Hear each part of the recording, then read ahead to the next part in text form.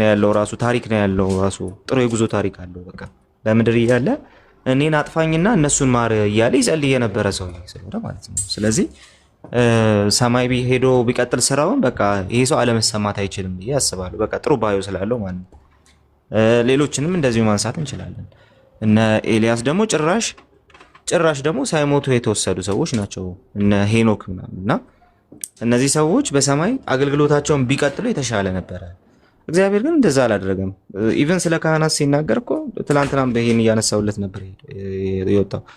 እነሱ ሞት ስለከለከላቸው ካህናት የሆኑ ብዙ ነበሯል፣ እንዳይኖሩ ግን ሞት ከልክሏቸዋል አለ የዕብራውያኑ ጸሐፊ። ለምን እንዳይኖሩ ሞት ከልክሏቸዋል እኮ? ሞት መከልከሉ ምንድነው እንትኑ? ልክ ሲሞቱ አገልግሎታቸው ያበቃል። በቃ ክህነት ያበቃል እዛ ጋር። እነሱ ስለራሳቸውና ስለ ሕዝቡ ኃጢአት ደም ይዘው መግባታቸው በመካከል መቆማቸው ያበቃል እዛ ጋር። ለዛውም ደግሞ ኢንፌክቲቭ ነበረ፣ ምንም ኢፌክትም ያለው ነገር አልነበረም። ኃጢአት አያስወግድም፣ ራሱ አቅራቢው ኃጢአተኛ ነው፣ ደሙ የበግ ነው ምናምን።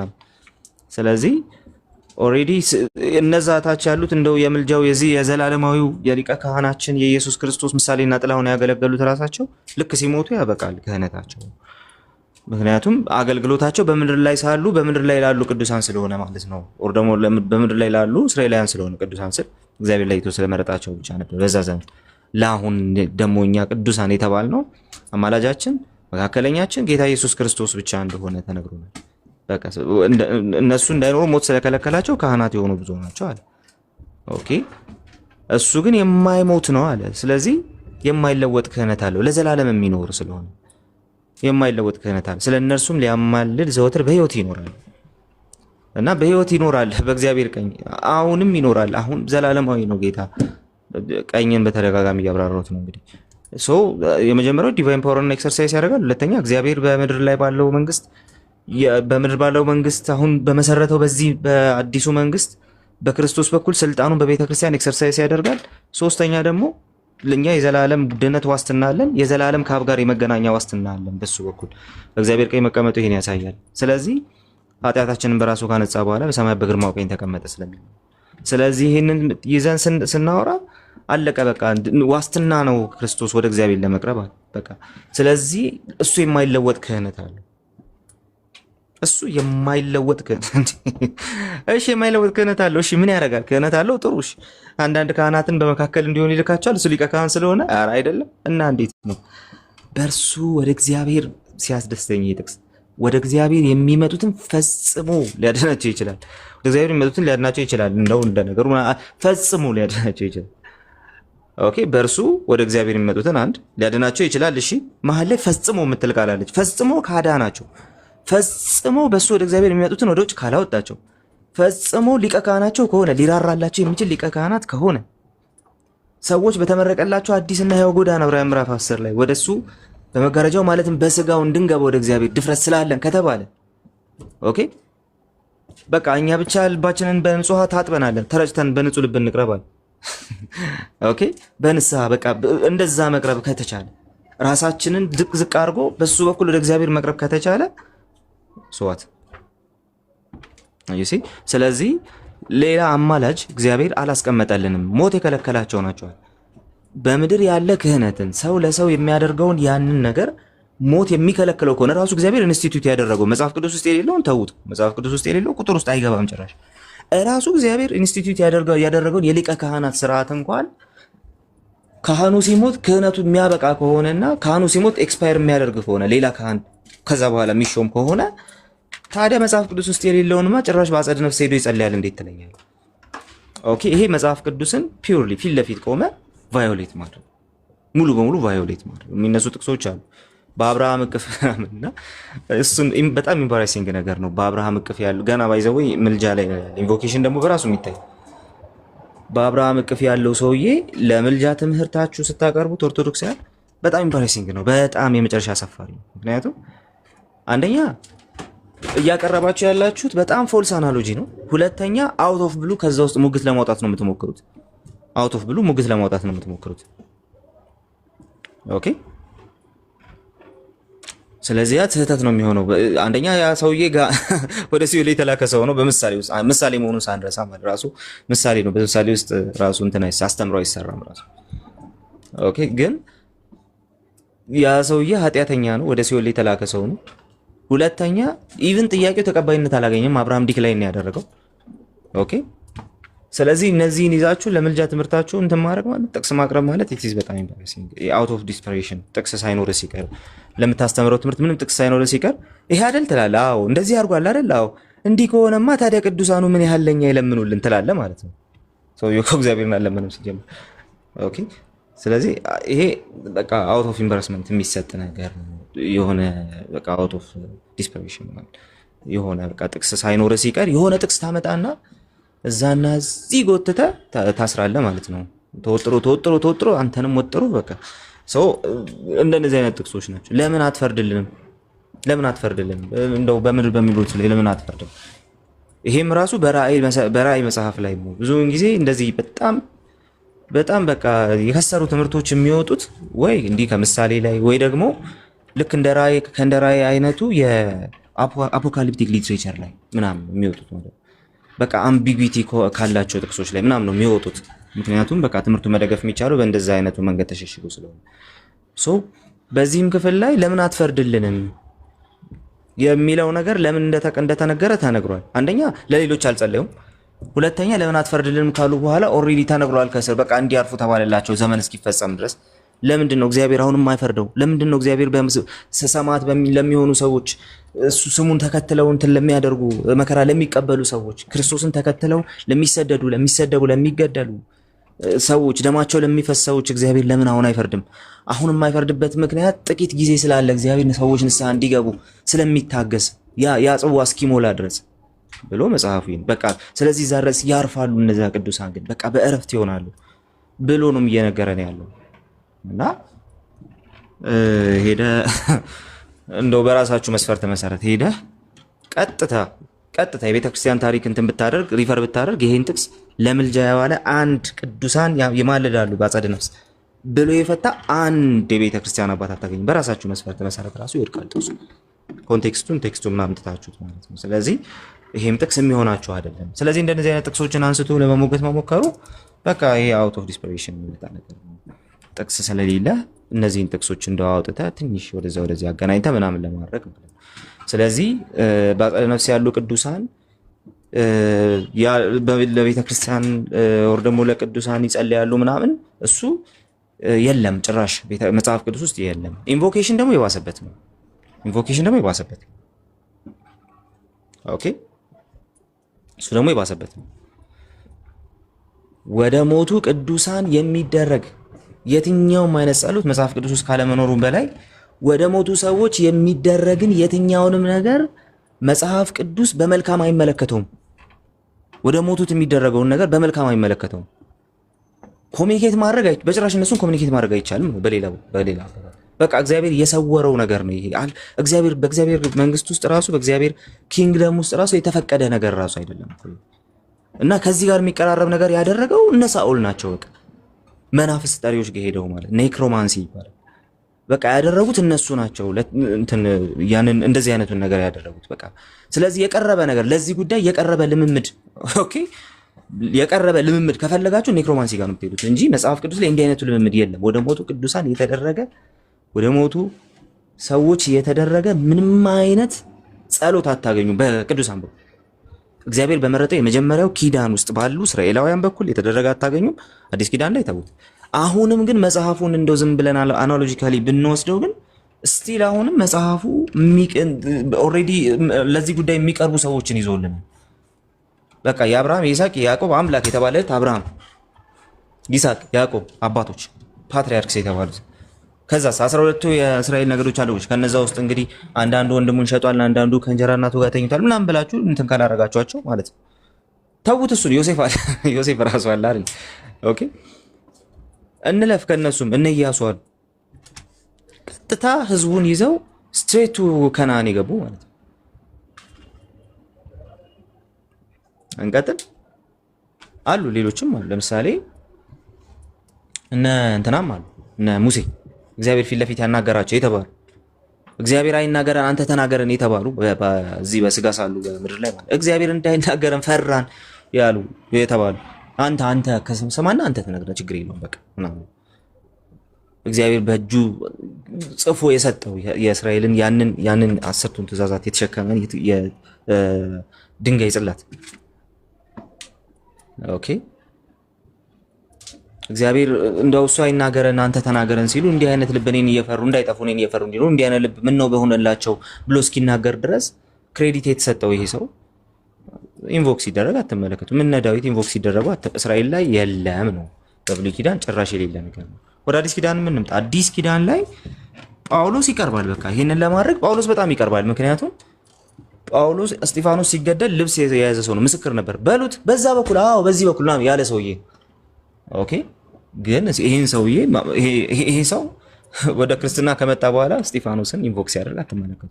ግን ቅርብ ነበር እስጢፋኖስ እንደ አስገድዬ ምናምን ብሎ እኔ የሚቀርበ ላይ ታዬ ጳውሎስ እንዲህ ሲል ማለት ነውና የለም እንዲህ ይባል እነ የሐዋርያት እርሊ የሞቱ ሐዋርያት አሉ፣ በኋላ መጨረሻ የሞቱ ሐዋርያት አሉ። እነ ዮሐንስ መጀመሪያ የሞቱ አሉ፣ የዮሐንስ ወንድም ያዕቆብ። በዚህ መካከል የሞቱ አሉ። እነ ጴጥሮስ እነ ያዕቆብን ኢንቮክ ማድረግ ለምን አልፈለጉም ነበር? እነ ጴጥሮስ እሺ እንደው በክብር ተካክለው ምናምን የሚል አይነት በጣም ኦቨር ኤምፋሳይዝድ የሆነ ስፒሪቹዋሊቲ እንኳን ብንይዝ ራሱ ለምን አልመከሩም? ወደ ሞቱት እንዲጸልይ ለምን አልመከሩም? አስቀድሞ ወዳረፉት ወደ እነዚህ እንዲጸልይ ለምን አልመከሩም? እና አንድ ሲጸልዩ ለምን አልታዩ? ኦኬ መጽሐፍ ቅዱስ ላይ ይሄ ኮምፕሊትሊ የለም። የት ታገኙታላችሁ? ሁለተኛ ክፍለ ዘመን ላይ ከአሕዛብ ወደ ክርስትና የመጡ አንዳንድ ግለሰቦች የሞቱ ወንድሞቻቸው እህቶቻቸው በጣም አዝነው በዛ ምክንያት በጣም አዝነው ወደ እነሱ በጽሁፍ መልኩ ኢንቮክ ያደረጉባቸው የዋሻ ጽሁፎች አሉ። እና በአስተምሮ ደረጃ እንዳይመስላችሁ ከዛ ሀገር የመጡ ከሌላ ዓለም የመጡ ሰዎች እንደ የሞቱ ሊሰሙን ይችላሉ ላይ የጻፏቸው ነገሮች ሁለተኛ ክፍለ ዘመን ላይ የምታገኙት እሱ ነው። ይህን ጉዳይ እንደው በጣም እንትን ብሎ የምታገኙት ከአራተኛ ክፍለ ዘመን በኋላ ነው። ኦኬ ስታንዳርዳይዝ እያደገ ይሄ ምን ይባላል የተጣመመና እንትን ያልሆነ ይሄ ምንድነው ይሄ ጤናማ ያልሆነ ቴዎሎጂ ዴቨሎፕ ያደርጋል። ሁልጊዜም ቢሆን ቴዎሎጂ ዴቨሎፕ ያደርጋል። ግን ይሄኛው ጤናማ ያልሆነ መጽሐፍ ቅዱስ ውስጥ የሌለ ጭራሽ የሚቀራረብ ነገር ብትፈልጉ ባዕድ የሆነ ልምምድ የምታገኙለት፣ እንደዚሁም ደግሞ በመጀመሪያ የተወሰኑ ግለሰቦች ዝም ብለው ዋሻው ሲያደርጉት የነበረው በኋላ ላይ ግን ዝም ብሎ እያደገ የሆነ ሰዓት ላይ ስታንዳርዳይዝ የሆነ ነገር ነው የምታገኙት። እሱም በቤተክርስቲያን ደረጃ በዛ ደረጃ ተቀባይነት ኖሮትም አታገኙትም። ኦኬ ስለዚህ እንደዚህ አይነት ነገሮች በኋላ ላይ እያደጉ ያሉ ጤናማ ያልሆነ እድገት እያደጉ የመጡ ነገሮች ናቸው እንጂ መጽሐፍ ቅዱስ ውስጥ አታገኟቸውም። ሶ የኛ ሪስፖንስ ምንድነው? ይሄን ልበልና አረዘም ይሄን ልበልና እሺ ጨርስ። የኛ ሪስፖንስ በዚህ ውስጥ ምንድነው? የመጀመሪያው ትምህርቶች ሁሉ መጽሐፍ ቅዱስ ውስጥ መገኘት አለባቸው። ትምህርቶች በሙሉ መጽሐፍ ቅዱስ ውስጥ መገኘት አለባቸው። የትምህርት መነሻ መሆን ያለበት መጽሐፍ ቅዱስ ነው። አንድ ሁለተኛ ዴቨሎፕ ያደረጉ ቴዎሎጂዎች ከመጽሐፍ ቅዱስ ጋር ኮንትራሪ መቆም የለባቸውም። ስላሴ በደንብ ካፓዶሻን ፋደርስ ጋር በደንብ ነው የበሰለው ማለት ነው። ትሪኒቲ የሚለውን ስም የምታገኙ 3ኛ ክፍለ ዘመን፣ ትምህርቱን ግን መጽሐፍ ቅዱስ ውስጥ ታገኙታላችሁ። ስላሴ ምናምን ብላችሁ እንዳመጡ ማለት ነው። ኦኬ ነገር ግን ይሄኛውን ትምህርት አታገኙ፣ መጽሐፍ ቅዱስ ውስጥ አታገኙትም። ዴቨሎፕ ሲያደርግ ጤናማ ያለውን ዴቨሎፕመንት ነው። ስለዚህ ቴዎሎጂዎች በሙሉ ወደ መጽሐፍ ቅዱስ ገብተው ሲፈተሹ ትክክለኛ የሆነ ስታንድ መያዝ አለባቸው። በመጽሐፍ ቅዱስ ኮንፈርም መደረግ አለባቸው። ካልሆነስ እነዛን ቴዎሎጂዎች የመቀበል ግዴታ የለብንም። ሶስተኛ ከመጽሐፍ ቅዱስ በተቃራኒ የኢየሱስ ክርስቶስን ቦታ የሚጋፉ፣ የኢየሱስ ክርስቶስን ስፍራ የሚጋፉ፣ የኢየሱስን መካከለኝነት፣ የኢየሱስን ስራ፣ የኢየሱስን ሊቀ ክህነት የሚጋፉ እንደነዚህ አይነት ባዕድ ትምህርቶች ኮምፕሊትሊ ወጥተው ተጠራርገው መውጣት አለባቸው። ካልሆነ ቤተክርስቲያንን ያቆሽሻሉ። ስለዚህ እኛ ስንጠራ ስለ ወንጌል ጌታን ተቀበሉ ስንል እንዲህ እያልን ያለ ነው። እናንተ ጋር ጌታ ተደብሎ ሌሎች ትናንሽ ራሶች ከጎኑ በቅለውለት ነው እንደ ራስ የሚታየው። በዚህ ምክንያት ጭራሽ ኢንቮክ ለማድረግ ስትፈልጉ፣ ጭራሽ ምልጃን ለማስቀመጥ ስትፈልጉ ባዕድ ኪዳን አምጥታችኋል። በአንድ ሰው ጺም 22 ትውልድ ይዳናል። በአንድ ሰው ዝክር ዳቦ ቆርሳችሁ ሰውየውን የሆነ ያህል ትውልዱን እንትን ልታደርጉት ትፈልጋላችሁ። ኪዳን እንደተሰጠው ልትነግሩን ትፈልጋላችሁ። ኦኬ ይሄንን ግን ኢየሱስ ያመጣው ስጋውን ቆርሶ ነው፣ ዳቦ ቆርሶ አይደለም። ይሄን ያመጣው ኦኬ ስጋውን ቆርሶ ነው ለኛ ድነት የሰጠን። ያንን መካከለኝነት ያስገኝ፣ ያንን ቤዛነት ያስገኝ፣ ያንን ህይወት ያስገኝ፣ አዲሱን ኪዳን ያስገኘው ስጋውን ቆርሶ ነው እንጂ እንደናንተ ዳቦ ቆርሶ አይደለም፣ በጭራሽ አይደለም። ስለዚህ ይሄ ኮንትራሪ ቱ ዘ ባይብል ነው። ጭራሽ ባዕድ ኪዳን አምጥታችሁ እዚህ ኪዳን ላይ እንድታደርጉ አድርጓቸዋል። ከክርስቶስ ከዋናው ራስ ጎን የበቀሉ ሌሎች ትናንሽ ራሶች አሏቸው። ቤተክርስቲያን እንደዛ አይደለችም። ኦኬ፣ ቤተክርስቲያን እንደዛ አይደለችም። ጤናማ ያልሆነ ነገር ካለ የሆነ ጤናማ ያልሆነ እድገት ካለ ሰውነታችሁ ላይ ካንሰር ነው። በቃ ጤናማ ያልሆነ የቴዎሎጂ እድገት ካንሰር። ስለዚህ እንደዚህ አይነት ነገሮች መወገድ መቻል አለባቸው ብዬ አስባለሁ።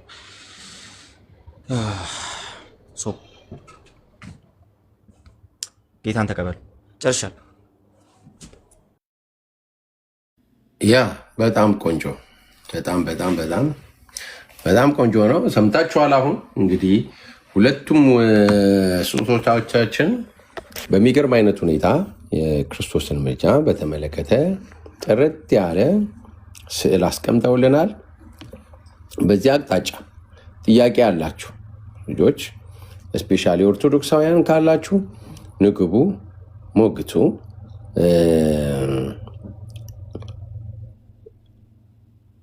በጨዋነት ጊዜ እየተሰጣችሁ መወያየት ትችላላችሁ ማለት ነው። እሺ ቅዱሳን እስቲ ታብ ይደረግ እንትኑን 40 ሺህ ይግባ። ታቡ 40 ሺህ ይግባ።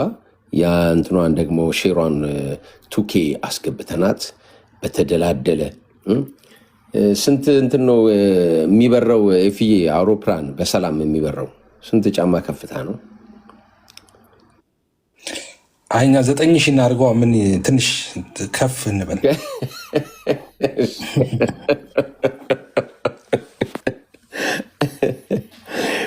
መሞገድ ትችላላችሁ፣ መምጣት ትችላላችሁ። መልካም።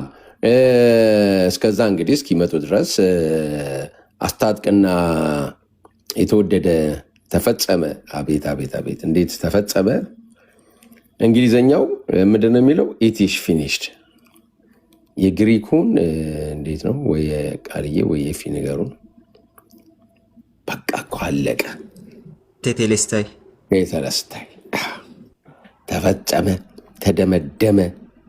የምስራች ለኃጢአተኞች በሩ ተከፈተ። የሚያስፈልገው ነገር ሁሉ እርቅ መጣ። እግዚአብሔር በክርስቶስ ሆኖ ዓለሙን ከራሱ ጋር ያስታረቅ ነበረና ቀጥሎ እዚያ ያለው ኃጢአታቸውን አይቆጥርባቸውም ነበር፣ በደላቸውን አይቆጥርባቸውም ነበር የሚለው ልቤን የሚነካ ነው። ለማን? በክርስቶስ ተቆጥሮ ማለት ነው። በዚህ ነው ይሄ መታሰቢያ ሆኖ ሕያው ሆኖ በግርማው አሁን በአብ ቀኝ አለ ማለት ነው። ያን ነው እኛ ያንን ሕያው የሆነውን ክርስቶስ መስዋዕት አቅርቧል። በብሉይ ኪዳን ይቅርታ፣ በስጋ በነበረበት ወቅት የሚገባውን ማለት ነው መስዋዕቱን ካቀረበ በኋላ ይዞ ገባ። ምንሁም እንዲሆን አሁን ሕያው ሆኖ መታሰቢያ ነው። አንተ ስትመጣ ጉለት አለብህ፣ ክፍተት አለብህ፣ ምንም ጥርጥር የለውም። በዛ ውስጥ ስትታይ ግን የክርስቶስ ሙላት ነው የሚታየው ማለት ነው። እኛ ይህንን ነው እንግዲህ ምን የምንለው ማለት ነው፣ ምልጃ የምንለው ማለት ነው። እና ተፈጸመና አስታጥቄ ሀሳብ ካላችሁ እስቲ እናንተም በሉ። ከታች ያላችሁ እጅ አውጥታችሁ ወደ ላይ መውጣት ትችላላችሁ ማለት ነው። የሪዞርት ማለት ነው። ኦኬ፣ ባለ 17 ኮከቡ ቀጥል። ተባረኩ ሁላችሁ። ኦኬ፣ ጨርስ፣ ጀምር። እሺ፣ ትንሽ ልበልና ከዛ የሆነ ስራ ስላለች ነው። ቤሊ ትቀጥላል። ተባረኩ ሁላችሁ። ኤፊም ከጠፋበት ተመልሶ እንደዚህ ደመቃር ስላደረገን ጌታ ይባረክ። እነ ቃልን እነ ኤፊን አለመስማት አይቻልም። በጣም ደስ ብሎኛል። ኤክስፕሬሽናችሁ፣ ምሳሌዎቻችሁ ሁሉ በጣም እንዴት ድንቅ ናቸው። እንግዲህ እግዚአብሔር በድነታችን የሚሆን ሙሉ አቅርቦት አለ። በቃ ፓኬጅ ነው የሰጠን። ሙሉ የሆነ ፓኬጅ የሆነው መዳኛችን ክርስቶስ ሰጠን። አስታጥ አንተ ጋር በጣም ድምፅ አለ። ከአንተ ድምፅ ይልቅ ከኋላ ያለው ነው። እሺ፣ በኋላ ቀጥላለሁ። እሺ፣ የሆነ ሊሰራ ስራ ስላለ ነው። በኋላ በኋላ ጥሩ ቦታ ወይ እንትኑ ደግሞ እንትኑ አረፍ ሲል ማሽኑ ትቀጥላለህ። ተፈጸመ ሂድ እስቲ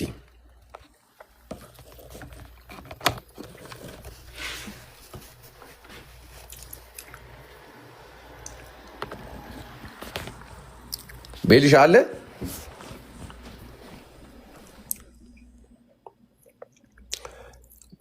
ሰላም ብያለሁ። ሩትሻ ማን ነው ገብተህ የነበረው? ከልጅ ኔትወርክን ያስወጣ ኦርቶዶክሳዊ ትመስለኛለህ።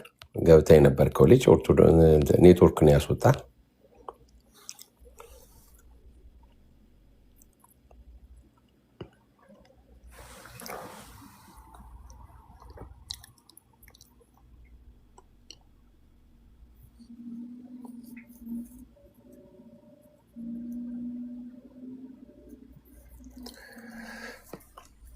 ኦኬ እንግዲህ ኤፍዬ እስከዛ እንግዲህ መጥተው ልጆች እስኪጠይቁ ድረስ በዚች ላይ ሲሄድበት የክርስቶስ አማላጅነት እንግዲህ ለማን ነው የቀረበው? ወይም ደግሞ የክርስቶስ ያ ሕያው መስዋዕት ሆኖ የቀረበው ለማን ነው የቀረበው የሚለውንም በዛው ሄድበት እስቲ። ታች ያላችሁ ኦርቶዶክሳውያን ወደ ላይ መውጣት ትችላላችሁ። ኤቢ አለ፣ ኤፍዬ አለ። የትኛው ይዛችሁ መምጣት ትችላላችሁ። ቀጥል ኤፍዬ ዋስ። እሺ አሺ እንግዲህ ስለ ምልጃ እንግዲህ በጣም ሰፊ ነው፣ ፓኬጅ ነው እንደምታውቀው ማለት ነው። በጣም ሀሳቡ ቁንጽል አይደለም እና ይሄ ምልጃ በመጽሐፍ ቅዱስ ምልጃ፣ ማስታረቅ፣ መካከለኛ እንደዚህ የሚባሉ አንድ ሰከንድ ቆይ። እሺ ኤፊ እስኪመለስ ቅዱሳን ታፕታፕ ሼር ይደረግ። ተባረኩ። ዛሬ በጣም ቆንጆ ነገር ተምረን ነው ሪዞርቱ ላይ የምንጨርሰው ማለት ነው። ጥያቄ ያላችሁ ልጆች ስፔሻሊ ኦርቶዶክሳውያን ወደ ላይ ነው። ኢየሱስ ክርስቶስ ፈራጅ ነው እንጂ አማላጅ አይደለም የምትሉ ልጆች ያ ኦንቶሎጂካሊ ብሎናል ቅድም። ኢየሱስ ክርስቶስ ፈራጅ ነው፣ ምንም ጥርጥር የለውም አምላክ ስለሆነ ማለት ነው። ነገር ግን ምልጃን በተመለከተ ቀጥል ኤፍዬ ሄድ። እሺ ይቅርታ እንትን ስላለኝ ውሃ እየጠጣው ነበረ ሮሮዬ እና ስለዚህ መጽሐፍ ቅዱስ ማስታረቅ፣ ምልጃ፣ መካከለኛ እንደዚህ እያለ የሚገልጣቸው ተመሳሳይ ሀሳቦች ናቸው ያሉት እና እንግዲህ የመጽሐፍ ቅዱስ መዝገበ ቃላትም ላይ ተመሳሳይ ሀሳቦችን ይናገራል። እዛ ላይ ብዙ ጊዜ የሚነሳው ኢየሱስ ምልጃ ማለት እንግዲህ መለመን ማለት ነው። ስለዚህ ኢየሱስ ይለምናል እያላችሁ ነው የሚል መከራከሪያ ይዘው መጥተዋል። ያው ብዙ ጊዜ የተለመደ ነው እንደዚህ አይነት ነገር። ያው ቴዎሎጂውን መቋቋም ካቃተ የምትፈልገው ልክ እንደዛ ነው። ለዛ ቴዎሎጂ ትርጉም ትሰጠዋለህ። ከዛ ያን ትርጉም ቤዝ ዳርገው ሰዎች ተቃዋሚ እንዲሆኑ ነው ያንን ነገር እና እንደ ማስረጃ የሚያመጡት የመጽሐፍ ቅዱስ መዝገበ ቃላትን አምጥተው ነው። ኢየሱስ ያው ምልጃ ማለት ልመና ነው። ስለዚህ ኢየሱስን ይለምናል እያላችሁ ነው ማለት ነው ይላሉ። እሱም ቢሆን እንግዲህ የመጽሐፍ ቅዱስ ማብራሪያው ወይም ደግሞ እሱ ኮሜንታሪ ራሱ ምልጃ መሰረታዊ ትርጉም መለመን ነው ካለ በኋላ ግን ስለነ ሙሴ አንስቶ ስለ ብሉይ ኪዳን አንዳንድ ሀሳቦችን ያነሳና ኢየሱስ ግን እንደሱ አይደለም ብሎ እዛው ላይ ያስቀምጦታል። ስለዚህ እኛ ኢየሱስ አማላጅ ነው ስንል አሁን በፊት ጎንበስ ቀና እያለ ይለምናል ማለታችን አይደለም። ትክክል አይደለም እንደሱ። ምልጃውን ከሊቀ ክህነቱ ጋር ከሊቀ ክህነት አገልግሎቱ ጋር አያይዞ ማየት ጥሩ ነው። ማተር ኦፍ ፋክት በብሉይ ኪዳን ጊዜም ያው እንደምታውቁት ምልጃ ብዙ ጊዜ ከሊቀ ክህነቱ ጋር እንትን ብለን ለማየት ስንሞክር እነሱ ወደ ብሉይ ኪዳን ይወስዱታል ነገሩን። በብሉይ ኪዳንም ቢሆን ሊቀ ካህኑ እንደምታውቁት ሁላችሁም ጎንበስ ቀና እያለ የሚለምነው ነገር የለም። እንግዲህ መስዋዕት ይዞ ነው የሚቀርበው። መስዋዕት ይዞ ይቀርባል፣ ወደ ቅድስት ይገባል፣ ወደ ውስጥ እግሩን በሻኩራ ታስሮ በቃ ይገባል። በቃ ከወጣ ወጣ ነው፣ ካልወጣ ተወጥቶ ይወጣል።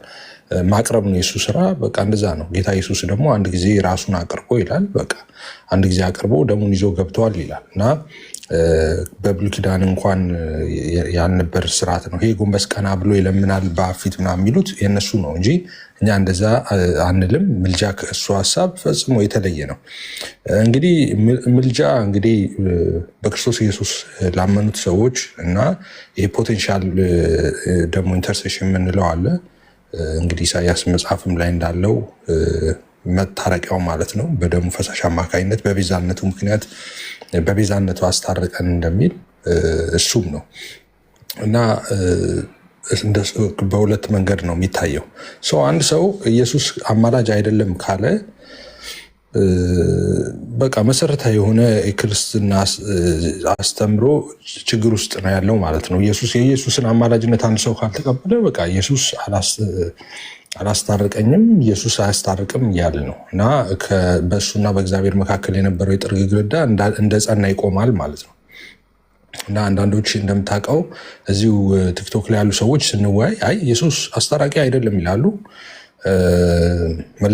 ደግሞ በምን ታረቃችሁ ስትላቸው አይ በኢየሱስ ነው የታረቀ ነው ይለዋል። እና አሁን ደግሞ ያልታረቁ ሰዎችስ በማን ታረቁ ስትላቸው በኢየሱስ ነው ይለዋል። እና ምን አድርጉ ነው የምትሉን ካዲያ ስትላቸው ደግሞ አይ አንድ ጊዜ በቀራንዮ አደባባይ በፈሰሰው ደግሞ ኦፍኮርስ እኛም እንደዛ ነው የምንለው። ሁለት ጊዜ አይሰዋም፣ አንድ ጊዜ ተሰውቷል ይላል መጽሐፍ እና ደሙን ይዞ ገብቷል ይላል። እኛ ሁለት ጊዜ የተሰዋ አንልም። በመጽሐፍ ቅዱስም በሰፊው ይሄ በግልጽ የተቀመጠ ሀሳብ ነው። በቀራንዮ አደባባይ ራሱን አንድ ጊዜ መስዋዕት አድርጎ ሰጥተዋል። በዛ ነው እኛ የምንለው። ግን ምልጃው አሁንም አክቲቭ ነው፣ አገልግሎት አለው። ኢየሱስ በሰማይ የዕብራውያን መጽሐፍ ይነግረናል። የኢየሱስ አገልግሎት በሰማይ ቀጥሏል። አገልግሎቱም ይሄ ሊቀ ክህነት አገልግሎት እንደሆነ የምልጃ አገልግሎት እንደሆነ ይናገራል መጽሐፍ ቅዱስ። ስለ ኢየሱስ ምልጃ የተነገሩ ክፍሎችን አብዛኛዎቹን ሄዳችሁ ስታዩ መቼ እንደሆነ በግልጽ የሚያብራሩ ናቸው። ከጳውሎስ ሀሳብ ሁላችሁ በቃላችሁ የምታውቁት ሮሜ 8:34 እንደዚህ የመሳሰሉ ጥቅሶች የምታዩ የሞተው ከሙታን የተነሳው ይልና በአብ ቀኝ ያለው ነው የሚለው እና ዘወትር ደግሞ ይልና ስለኛ የሚማልደው ይላል እና መቼ እንደሆነ ኦቤስ ነው እንግዲህ እዛ ጋር በግልጽ ነው የሚያስቀምጠው።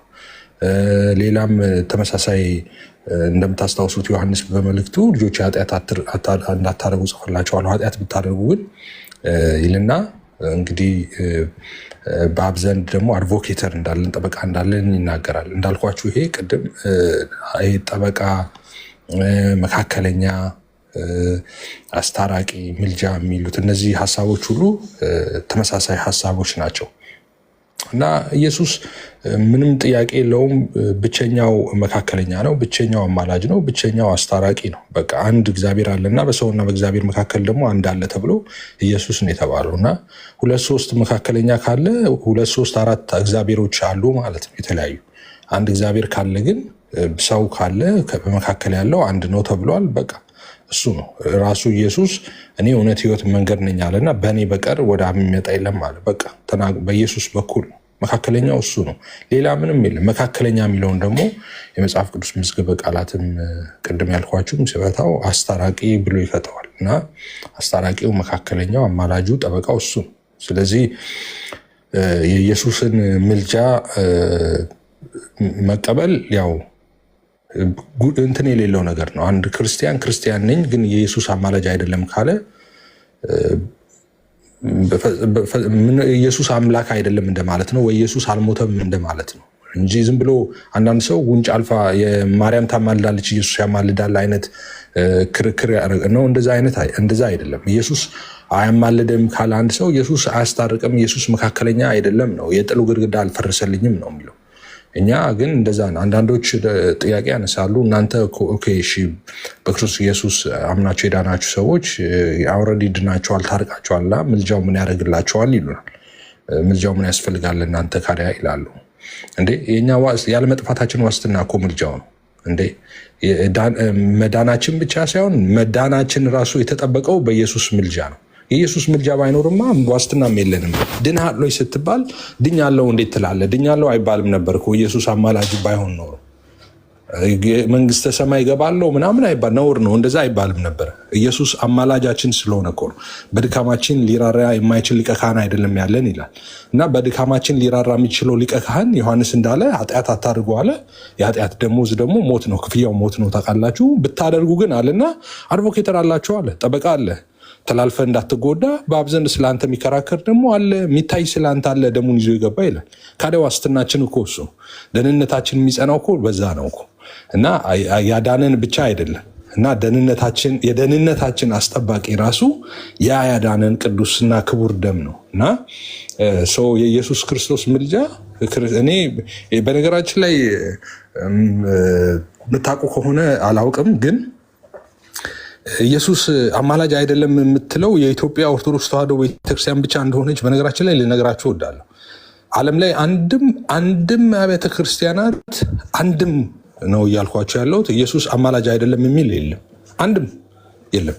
የኢትዮጵያ ኦርቶዶክስ ብቻ ነች ኢየሱስ አማላጅ አይደለም የምትለው እና ይሄ ራሱ በጣም እንትን ይለኝ ነበር። የሆነ ጊዜ ላይ የዛሬ 4 ዓመት ምናምን አካባቢ እንደዛ በደንብ በዛ ጉዳይ ላይ እንደዚህ እንትን እናደርግ ነበር እና በጣም ብዙ ዶኩመንቶችን ለማየት ሞክሬያለሁ። በጣም ብዙ መጽሐፎች ገዛው፣ ብዙ አርቲክሎችን ለማየት ሞከርኩ ምናምን። አንድም ነው ምላችሁ ከኢትዮጵያ ውጭ ኤግዚስት የሚያደርግ የለም ኢየሱስ አማላጅ አይደለም የሚል አንድም። ኦርቶዶክስ ነው እኮ ምላችሁ፣ ፕሮቴስታንት አይደለም። የኦርቶዶክስ አብያተ ክርስቲያናት ውስጥ ያለ ኢቨን ዶ ኦሪየንታል ነው ምላችሁ፣ ኢስተርንም አይደለም፣ ኦሪየንታል ኦርቶዶክስ እንኳን የለም ከኢትዮጵያ ውጭ ማለት ነው። ኢትዮጵያ ቤተ ኦርቶዶክስ ብቻ ነች ኢየሱስ አማላጅ አይደለም የምትለው እንጂ በክርስትናው ሃይማኖት ውስጥ የኢየሱስ አማላጅ ነው። ቤዚክ መሰረታዊ ነገር ነው። ልክ ኢየሱስ ጌታ ነው፣ ኢየሱስ አምላክ ነው እንደሚለው እንደዛም መሰረታዊ ነው። ሁሉም በዛ ይስማማል። ኢቨን ዶ ኢትዮጵያውያን ራሱ የኢትዮጵያ ኦርቶዶክስ ተዋሕዶ ቤተክርስቲያን ራሱ በቀደም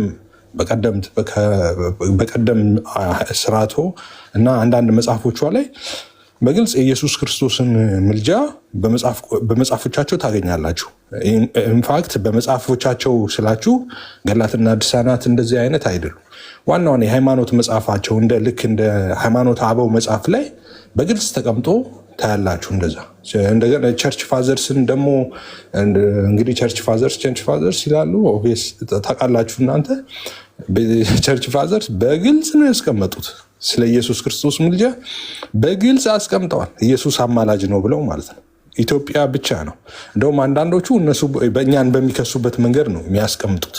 ባገርማችሁ አሁን ዮሐንስ አፈወርቅን በደንብ ብዙ ጊዜ ሲጠቅሱ ታያላችሁ አይደል? ለተለያዩ አስተምሮቶቻቸው።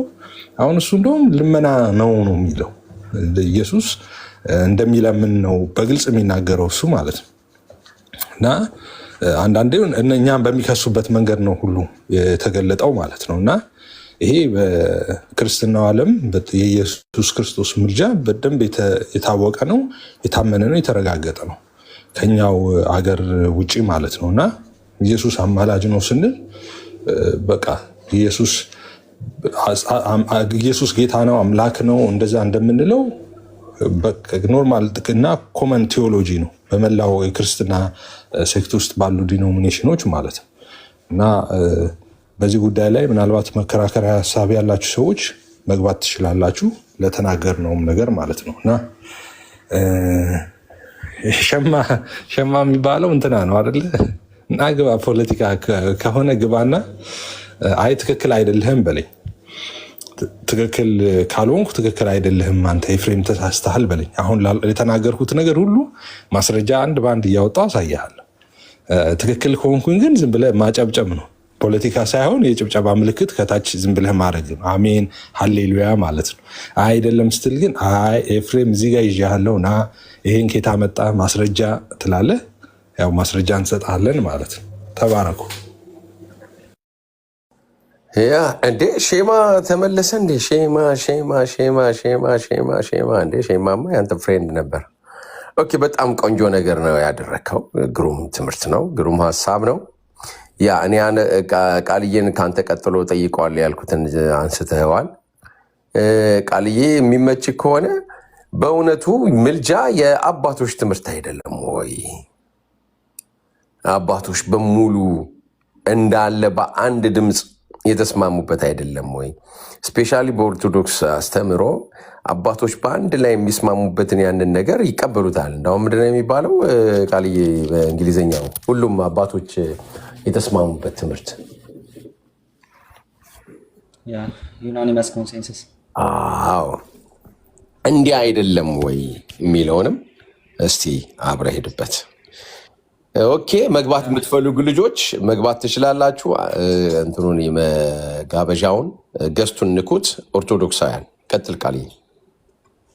እሺ ከአባቶች ትምህርት አንጻር ምልጃ ኢየሱስ ክርስቶስ ምልጃ ሲምፕሊ ዩናኒመስሊ ይታመናል። እኛ አሁን ስለ ዕብራውያን ያነሳነውን ኦልሬዲ እኛ በምንለው መንገድ ነው የሚፈቱት ራሱ ማለት ነው። ምክንያቱም ክፍሉም በቃ ኦልሬዲ እሱን የሚያሳይ መሆኑ ግልጽ ነው። አንደኛ እንደው እነሱ ራሱ ባይፈቱት ግልጽ ነው። ሁለተኛው ግን ኮምፕሊትሊ እንደዛ ነው የሚፈቱት እነሱ። ስለዚህ ወደ ቀጣዩ ፎርማሊቲያችን ብንመጣ ወይም ደግሞ ካንተ በፊት ይሄን ማን አምኖታል የሚለውን ነገር ብናመጣ ተመሳሳይ ነገር ነው የምናገኘው። ኦፍ ኮርስ እኛ ብቻ አይደለንም መጽሐፉ የተገለጠልን ምናምን ከኛ በፊት በተለይ ኢሴንሻሊ እንደነዚህ አይነት ነገሮችን ማን አመናቸው የሚለው ነገር በጣም ወሳኝ ነው። ግን ደግሞ መጽሐፍ ውስጥ መጀመሪያ መገኘት አለበት አንደኛ። ሁለተኛ ቴዎሎጂው ቅድም እንዳልኩት ከመጽሐፍ ቅዱስ ጋር ኮንፈርም መደራረግ መቻል አለበት። ወደ መጽሐፍ ቅዱሱ ስንመጣ ግን ከእናንተ በፊት እንደው ኢየሱስ ፈራጅ እንጂ አማላጅ አይደለም ያለው ማን ነው ቢባል ማንም የለም፣ ማንም ነው የሌለው። ስለዚህ ያ በጣም አሳሳቢ ነገር ነው የሚሆነው ማለት ነው። ለምሳሌ እንትን የክሪሶስቶም ብንመለከት የዮሐንስ አፈወርቅን ብንመለከት የሚፈርደው እሱ ፍርድ ሁሉ የሱ የሆነው እሱ ደግሞ ይማልዳል ብሎ አስቀምጦታል። ስለዚህ እንደዛ ነው እኛ የምንወስደው ማለት ነው። you see that he says this in the rest of that which is according to the flesh for when he appears as a priest እንደ ካህን ሲገለጥ ሊቀ ካህን ማለት ነው then he also intercedes you see ስለዚህ እንደ ካህን በተገለጠ ጊዜ ደግሞ ይማልዳል እንላለን። wherefore also when Paul says who indeed intercedes for us ጭራሽ ሮሜ 8 አመጣው እዚህ ጋር ጳውሎስም እንደዚህ ሲል he hints the same thing the high priest makes intercession ተመሳሳይ ነገር ነው እያለ ያለው ምክንያቱም ሊቀ ካህኑ ይማልዳልና። ስለዚህ ይሄንን እያለ ነው ያለው እሱም ይላል for that raises dead and gives them life ኦኬ ለዚህ ነው ደግሞ ከሞት የሚያስነሳቸውና ህይወት የሚሰጣቸው and does so as the father. How is it that when there is need to save he makes intercession he that has all judgment ደግሞ ይሄ ሁሉን የሚፈርደው ፍርዱን ለሱ የሆነው እንዴት ነው ይማልዳል የምንለው? how is that he makes intercession ለምን እንዴት ነው ይማልዳል የምንችለው? የሚፈርደው he that sends his angels መላእክቱን የሚልከው ከዛ በኋላ ደግሞ አንዳንዶችን ወደ እሳት አንዳንዶችን ደግሞ ወደ መዳን የሚወስዱት የሚያድኑት አንዳንዶችን ወደ እሳት ከተከተቱ በኋላ እነሱን የሚልካቸው እሱ እንዴት ነው ይማልዳል የምትሉት? wherefore he says he is able to save ኦኬ ከዛ ደግሞ ሊያድናቸው ይችላል ብሎ ይናገራል። for this cause then he saves because he dies not in as much as he always lives ሁሉ ጊዜ እሱ ዘወትር ስለሚሞት ያድናቸዋል። ይሄ ስለ ምልጃ የተነገረ ጉዳይ he has in midst no successor and if he has no successor he is able to aid all people ሁሉንም ህዝብ ሊያግዝ ይችላል ሊረዳ ይችላል ከእናቱ ዘላለማዊ ስለሆነ ኦኬ ያለ ይቀጥላል ማለት ነው። ስለዚህ ኦፍ ኮርስ ይማልዳል ምንም የሚያከራክር ነገር የለውም ይማልዳል በሚያስፈልግ ጊዜ ሁሉ ደግሞ ይማልዳል እያለ ደግሞ ይናገራል ማለት ነው።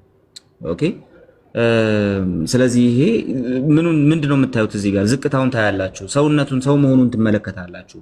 ደግሞ በሚያስፈልግ ጊዜ ሁሉ ደግሞ ሊያድናቸው እንደሚማልድላቸው ታያላችሁ።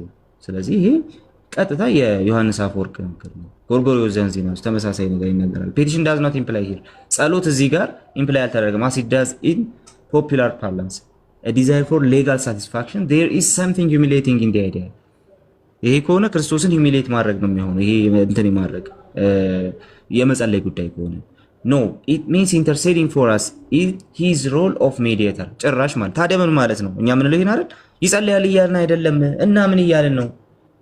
ኦኬ እንደው ማራቸው ምናምን ብሎ እየጸለየ ጸሎት መልስ ከሱ እየተቀበለ ይሰጠናል ማለት አይደለም። ታዲያ ምን ማለት ነው?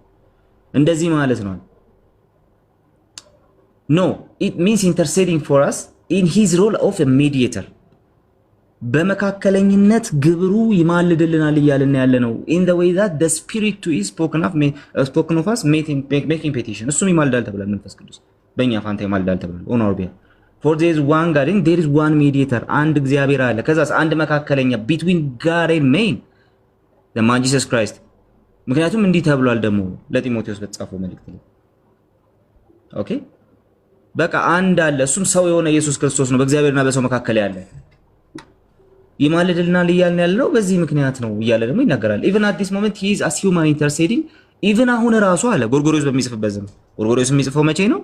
በአራተኛው ክፍለ ዘመን እሺ አምስተኛ ክፍለ ዘመን መግቢያ even as this moment he is as a human interceding for my salvation በዚህ ሰዓት እንኳን እንደ ሰው አለ ክርስቶስ አሁን በእግዚአብሔር ቀኝ በተቀመጠበት ስለኔ ድነት እየማለለ ነው until he makes me divine by the power of his incarnate humanity እንትን ስለሚያምኑ ማለት ነው ምንድነው ቴዎሲስ ስለሚያምኑ ማለት ነው። ስለዚህ until he makes me divine by the power of his incarnate humanity ሲል ሲምፕሊ እኛ መክበር ብለን ስለምንናገረው ነገር እየተናገረ ነው። እዛ ድረስ እስከምከብርበት ሰዓት ድረስ እስከዛ ጊዜ ድረስ ይማልድልኛል ሰው እንደመሆኑ as a human ሰው እንደመሆኑ I say because he still has with him the body he assumes though he is no longer regarded as human meaning the bodily experiences which seen aside are ours and his ስለዚህ ከኃጢአት በስተቀር በቃ የሰብአዊ ባህሪ የኛም የሱም ስለሆነ this is the advocate ይሄ ነው እኮ ጠበቃችን we have in Jesus not to slave who falls prostrate before the father on our behalf በእኛ ፋንታ በእግዚአብሔር ፊት ይወድቃል ይነሳል እያልን አይደለም ይሄ ጠበቃችን get rid what is really slavish suspicion ይሄን አርዮሳውያኑ ስለሚሉ ማለት ነው unworthy of the spirit it is not in God to make the demand እግዚአብሔር ይሄን አይፈልገውም ማለት ነው ክርስቶስ በሱ ፊት ለፊት እንዲሰግድ እንዲወድቅ እንዲነሳ እንዲጸልይልን አይፈልግም እግዚአብሔር አለ ጎርጎርዮስ ዘንዚኖስ ኦኬ nor in the son to submit is the thought is unjust to God እንደዚሁም ደግሞ ልጁ በዚህ መንገድ ሰሚት ያደርጋል ይወድቃል ይነሳል ማለት ራሱ ለእግዚአብሔር አንጀስት ነው አለ no it is by what he suffered as man በሰው ሆኖ በተሰቃየው ስቃይ that he persuades us as a word and encourager to endure that for me is the meaning of his advocacy you see ስለዚህ በመጀመሪያ እሱ በስጋ በተቀበለልን መከራ ምክንያት አሁን ደግሞ በእግዚአብሔር ቀኝ ስላለ እሱ አሁን ከብሮ ስላለ ደግሞ ለዘላለም የሚኖር ስለሆነ ሊያድነን የሚችል ስለሆነ ስንጨምቀው የዮሐንስንና የዮሐንስ አፈወርቅንና የጎርጎርዮስን ማለት ስንጨምቀው እንደዚህ ነው መከራ እየተቀበለ አሁን ማለት ነው እየወደቀ እየተነሳ እያልን አይደለም አንዴ ባፈሰሰው ደግሞ አንዴ በተቀበለው መከራ የኔን ባህሪ ይዞ ነው መከራን የተቀበለውና እንደኔ ሰው ሆኖ ከኃጢአት በስተቀር ስለዚህ ይማልድልኛል እያልኩ ቱ ዘ ተርሞስት በሚያስፈልግ ጊዜ ሁሉ ነው የሚማልድልኝ ፈጽሞ ሊያድነኝ ይችላል ኦኬ ከዛስ ደግሞ አሁን አለ ስለ ድህነቴ አሁን ራሱ ይማልድልኛል አለ ማ ጌታ ኢየሱስ ይሄንን ያለው ማን ነው ጎርጎርዮስ አሁን በዚህ ሰዓት እንኳን ልክ እንደኔው ሰው ነው አሁንም ራሱ በትንሳኤ ይከብራል ኦፍ ኮርስ ሰው ነው አሁንም ስለዚህ ይማልድልኛል የኔን ባህሪ ይዞ ነው አባቴ ዘንድ የገባው ስለዚህ ይማልድልኛል አሁን ራሱ በዚህ ሰዓት ራሱ እየማለደልኝ ነው አለ ግን ይሄን ማለት እየወደቀ እየተነሳ ማለት አይደለም ይሄንን እግዚአብሔር የማይፈልገውም ልጁ የማያደርገው ነገር ግን ይማልድልኛል ይሄ መካከለኝነት ምልጃና ያሳይ ምናምን ሲሉ ሰብቻለሁ እዚህና እንደው እሱ ሰው ማምላክ መሆኑን ነው የሚያሳየው ምናምን ሲባል ማለት ኦፍ ኮርስ ሰው ማምላክም ነው መካከለኛ ያስባለው እኮ አምላክም ነው ከአባቱ ጋር አንድ ባህሪ ነው ሰውም ነው ከኛ ጋር አንድ ባህሪ ነው ይሄንን ማንካድ ግን ደግሞ ይሄንን ለምልጃው ነው የተጠቀሙት ጠበቃ ምልጃና ያሳያል ጠበቃነት ምልጃና ያሳያል በእግዚአብሔርና በሰው መካከል መቆም ምልጃና ያሳያል ኢየሱስ ክርስቶስ ለኛ አማላጅ ሊሆን ነው ሰው የሆነው ራሱ የኢንካርኔሽን ምስጢሩም ይሄ ነው ካለበለዛ ግን ኢንካርኔሽን ራሱ ምንም በቃ አደጋ ላይ ነው ትላንትም ለልጁ ያልኩት ነበር ኢቭን ኢንካርኔሽን ምስጢረ ስጋዌ አደጋ ላይ ተጥላለ ኢየሱስ አይማልድም ጋር ስለዚህ በዚህ መልኩ መቀመጥ አለበት ብዬ አስባለሁ አባቶች እንግዲህ በዚህ መልኩ ነው ያስቀመጡት ባይዘው ሁለት አባቶች ነው ያነሳነው እልፍ አባቶች ማንሳት ይችላሉ ቴንክ ዩ መልካም ቃልየዋ ያ እውነታው ይሄ ነው እንግዲህ እዛ ቤት እንደምታውቁት አባቶች ነው አስሬ ያውነን ለመናገር ማለት ነው እና እንዴት ነው ይሄ ነገር እንዲሁም እስቲ አንድ ነገር ልንገራችሁ ቅድም እንትን ላይ ጽፌው ነበር የ80ው ላይ የ2000 ላይ ምን ይላል በግሪኩ ይላል አማላጅ ነው የሚለው ይልና ህዳጉ ላይ ወርውረው ማን አለባት እሷ? ማን ይከለክላታል? አውጥታ መቀጠል፣ ቆርጣ ሌላ ማድረግ፣ አስፈላጊም ከሆነ መደምሰስ። ምክንያቱም አስተምሮዋ እንድታስተካክለው ያንን የእግዚአብሔርን ቃል እድል ይሰጣታል። ከቃሉ በታች አይደለችም እሷ፣ ቃሉ ነው ከእሷ በታች። ታስተዳድረዋለች። በመጀመሪያው ላይ ተብሎ ኦርቶዶክስ ተዋሕዶ ቤተክርስቲያን ግን ምን ብለዋለች? አፈራጅ ብለዋለች። ይሄ ተጠያቂነት አያመጣም ወይ? ለሚቀጥለው ትልደፊ ይሄ ነገር ተገቢ ነው? እንደዚህ ብሎ የተረጎመ በሌላ ዓለም ላይ የምታውቀው እንዲያው ስታጠና አለ? እስቲ ይህን ነገር ምን ይመጣል መሰለህ ችግሩ ያለ ምስክር አይተውም ራሱን እንደሚለው ሮሜ 8:34 ልክ እንዳልከው ቀየሩት እና ያማልዳል የሚለውን አውጥተው ይፈርዳል አሉት እና ግሪኩ የሚለው ግን ያው ይማልዳል ነው አሉ እና እኛ ግን ያው በራሳችን ስልጣን ማን አለብኝነት ቁጭ አድርገነዋል አሉ። ግን ገሷት ፎርቹኔትሊ ምን እንዳረጉ ታውቃለህ?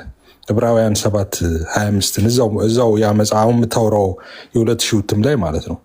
ዕብራውያን 7:25 እኛን አይ ምልጃ መለመን ነው አይማልድም ምናምን እያሉ አይደል የሚከራከሩ። እዛ ላይ ምልጃ የሚለውን ሲማልድ የሚለውን እዛ ላይ ምን ብለው ቢተረጉሙ ጥሩ ነው? ሲያስታርቅ ብለው ተርጉመውታል። እና ምልጃን ማስታረቅ ብለው ተርጉሞ ነው ያስቀመጡት ማለት ነው። እና በነገራችን ላይ ስለ ምልጃ ሲነሳ እሱ መጽሐፍ አይገልጡትም። የዕብራውያኑ ስለሚወጣ የምታስታውስ ከሆነ ከዘማርያም ጋር አንዴ የነበረን ዲቤት ላይ በኢየሱስ ምልጃ ላይ እዛ ላይ ትክክል አይደለም እያለ ሲሟገተኝ እኔ መጨረሻ ላይ እሷን አቆየዋትና እሺ የ2000 መጽሐፍ ቅዱስን ትቀበላለህ አልኩት። አዎ አለኝ። የ2000 መጽሐፍ ቅዱስ ግን እኮ ካዲያ ምልጃን ማስታረቅ ነው ይላል ስለው አዎ እነሱ ኢንተርቼንጅብሊ ስለሚጠቀሙት ነው አለ። እንዴ እኛ ስንጠቀም ነውር የሚሆነው እናንተ ስትጠቀሙ ትክክል የሚሆነው እንዴት ነው ስለው እዛ ጋር ለዛ መልስ አልነበረውም። እና እዛ ዕብራውያን ላይ ግን እንደዛ ብለው ተርጉመውታል። ዕብራውያን 7:25 ማለት ነው። ምልጃ የሚለውን ማስታረቅ ብለው ፈተውታል 2000 ላይ ማለት ነው። እና ልክ ነህ፣ የታወቀ ነው ቃሉ እንግዲህ የታወቀ ነው። በተለይ ደግሞ ናውዴስ እሱ መጽሐፍ ቅዱስ በነገራችን ላይ የራሳቸው ሰዎች ብዙዎቹ ተቃውመውታል። ሊቃውንት አምሹር ወደፊት ያስወግዱታል ብዬ አስባለሁ። በጣም ብዙ ስህተቶች ስለተገኙበት ማለት ነው። እና ግን እኛም ፋይት ማድረግ አለብን፣ ምንም ጥያቄ የለውም። አሁን እንደውም መሰራት ያለበትን አንድ ሰሞን በተከታታይ እንገባ ነበር በሱ ጉዳይ ላይ በደንብ መሰራት አለበት። በጣም በዛ ጉዳይ ላይ በጣም ፋይት ማድረግ አለብን። እንዳልኩት አሁን የሚመጡት ህፃናት ነው የሚያሳዝኑኝ። አሁን ከኛ ታች የሚወለዱ ህፃናት ልጆች ወደፊት ሲመጡ አየህ እውነትን ተበርዞ ተቀይጦ ተገልብጦ ምናምን ነው የሚደርሳቸው ማለት ነው። አሁን እዚህ ዛሬ እኮ እኛን የሚያታግሉን ስህተቶች በሙሉ የሆነ ጊዜ እንደዚሁ በፈጣጣ የተጻፉ ናቸው። እንደዚሁ ማለት ነው ዱርዬዎች የጻፏቸው። አም ሶሪ ቱ ሴይ ዚስ ዱርዬ ነው። አሁን 2000 የጻፉት ዱርዬ ስፒሪቹዋል ሰዎች አይደሉም። ዝም ብለው ዱርዬዎችን ለቅመው ነው ያስቀመጧቸው እንጂ አንድ ዱርዬ ካልሆንክ አንተ የእግዚአብሔርን ቃል እንዴት በገዛ ስልጣን ትቀይራለህ? እሱ ብቻ አይደለም የተቀየረው ታውቃላችሁ። 2000 ላይ አግዚዬ እንደውም ቢኖር ጥሩ ነበር ያግዘኛል። እና መዓት ነገሮች ነው ያሉት፣ መዓት አንድ ጊዜ ቁጭ ብዬ ሳጠና እንደዚሁ የቀየሩት ነገር በጣም ነው የሚያስደነግጥ ማለት ነው። እና እንደ ፍላጎታቸው እንደ ትምህርቱን መሟገት ሲያቀታቸው እንደዚህ መጽሐፍ ቅዱስ ገልብጠ መምጣት ይሄ በጣም ድፍረት ነው። በጣም ይሄ አይ ዶንት ኖ ምን አይነት ለከት ያለፈ እንትን እንደሆነ አላውቅም። መጽሐፍ ቅዱስን እስከ መቀየር የደረሰ ህብሪት ማለት ነው። እና ይሄ እንግዲህ በተለያየ ጊዜ ክርስትናን ለማጥፋት ከተዋጉ አህዛቦች ከነሱ የተለየ ስራ አይደለም የሚሰሩት። እንደውም ይሄ በጣም አደገኛው ነው። እነዛ እኮ ለይተው መጥተው ነው በሰይፍ ገደሉ። ሰዎቹ ሰማዕት ሆኑ። ክርስቲያኖቹ ኦኬ፣ የነሱ ዋጋ ነው ዛሬ እንደዚህ ብዙዎችን ፍሬ አፍርቶ እንደዚህ ያደረገው። እነዚህ ግን ክርስቲያን ነኝ ብለው እንግዲህ እግዚአብሔርን ቃል ቁጭ ብለው ሲጠመዝዙ መጪው ትውልድ ይሄን ይረከባል። አየህ መጽሐፍ ቅዱስ ይሄ ነው ብሎ ስለሚያምን እሱን ይረከባል። አሁን ደግሞ ዝም ከተባሉ ይሄኛው ላይ ዝም የሚባል ከሆነ ነገ ይመጣልሃል ገና 2025 ምናምን ደግሞ ምናምን ተብሎ በቃ አሁን ገድላት ላይ ምናምን ያየናቸው ምናምን በቃ ኢየሱስ በመጀመሪያ ሰማይና ምድርን እግዚአብሔር ፈጠረ የሚባለው ይወጣና መርቆሪዎስ በሰማይና ምድርን ፈጠረ ምናምን የሚል ይመጣልሃል።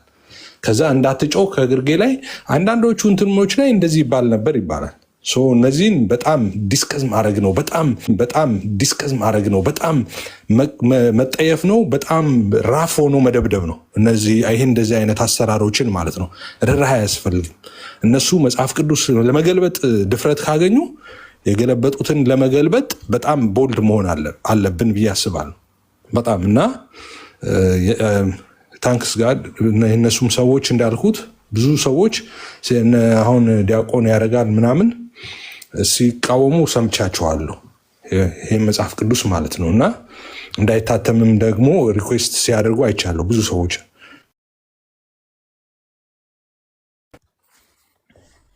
እንደዛ ሊሆን ይገባል ብዬ አስባለሁ። ከታች አንድ እያነበብኩ ነው። እንትን ብለዋል ከግዕዙ ነው ትራንስሌት የሆነው የሚል ኮሜንት አንብቤያለሁ። እዚህ ጋር እንግዲህ እዛ እንትን የሆኑት መጋቢ ሐመረን አናግሬያቸው ነበር በዛ ጉዳይ ላይ። እንደምትለው ከግዕዙ አይደለም፣ ውሸት ነው። ግዕዙም ላይ የለማ። ግዕዙ ወይትዋቀስ በእንቲአነ ነው የሚለው አይደለም እንዴ? ወይትዋቀስ በእንቲአነ ማለት እግዚአብሔር ያው ዘማርያም እንዳለው ማለት ነው። ወይትዋቀስ በእንቲአነ ማለት እግዚአብሔር ፈራጅ ነው ማለት ነው ወይስ እግዚአብሔር ወይትዋቀስ በእንቲአነ ማለት ስለኛ ይከራከራል ማለት ነው አይደለ? ስለኛ ይከራከራል ማለት ስለኛ ይፈርዳል ማለት ነው። የግዕዙም ላይ የለም። ግዕዙ ነው የሚባለው ውሸት ነው። የግዕዙና ይሄኛው መጽሐፍ ቅዱስ አንድ አይደለም ትርጉማቸው። ስለዚህ ማንንም ለማሞኘት ነው እንደዛ የሚባለው። ግዕዙ ላይ እንደዛ መጀመሪያ ያመጡ ከመጋቢ ሐመረ ጋር አውርቻለሁ በዚህ ጉዳይ ላይ። ግዕዙ ላይ የለም አልኳቸው።